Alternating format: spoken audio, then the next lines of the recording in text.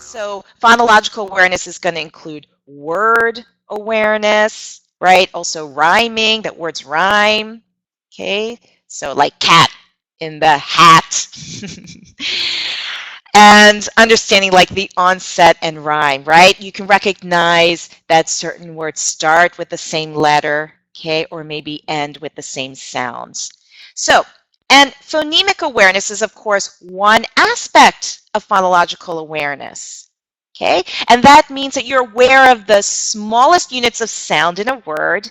You can segment them, blend them, manipulate the units. So the example I give you here is that you can hear 3 sounds in the word bat, right? B, a, t.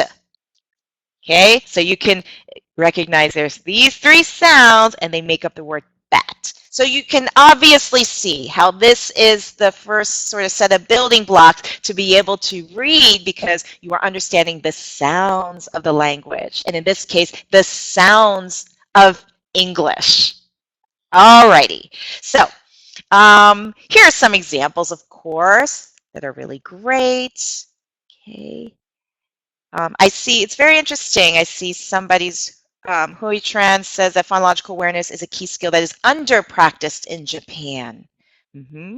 Also that different languages have different sounds, right? So this first ability to recognize the sounds of English or the sounds of the foreign language is very important. Otherwise, you're not going to be able to then attach those sounds to the printed letters.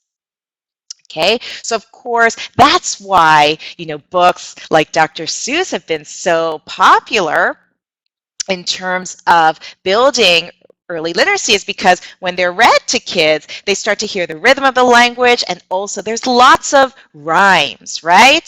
So would you eat them in a box?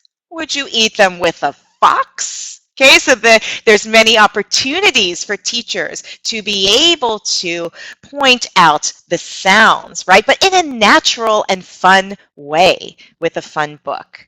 Okay, so this is, actually I happen to turn to this page, and as you keep going on, right, I can read it to you, not in a box, not with a fox, not in a house, not with a mouse.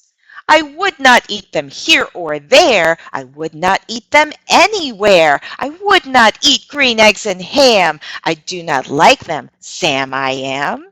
Okay, so as you see, there's the rhythm, there's rhyming words, and this is a great way to be able to get, your young EFL learners to be able to become familiar with the sounds of the language. And also, it's so much fun with the rhythm as well. Another book that's great. Are you familiar with Chicka Chicka Boom Boom? Who's familiar with Chicka Chicka Boom Boom? You can see here, this particular copy used to belong to my nephew, Benjamin Shin, right here. Yes, and so what I love about Chicka Chicka Boom Boom, first of all, you students are starting to learn the letters of the alphabet, and I see people are saying their kindergarten students love it, right? Chicka Chicka Boom Boom. Yes, this book is great. I'll just read the first couple pages. Right? So as you can see here, what's wonderful is it's fun. It's introducing the letters in a very fun and colorful way.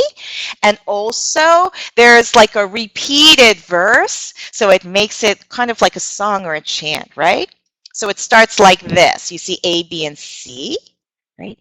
A told B and B told C, I'll meet you at the top of the coconut tree. The next page. We said D to E, F, G. I'll beat you to the top of the coconut tree. All right, so we go through all the letters. So students are learning many things, right? They're starting to learn the letters, right? Maybe they're not reading these words, but you're reading aloud to them, and they're able to start to become familiar with the letters D, E, F, G. All right, so these are the types of activities that can really help, right, for students to begin to hear the language and to get that phonological and phonemic awareness.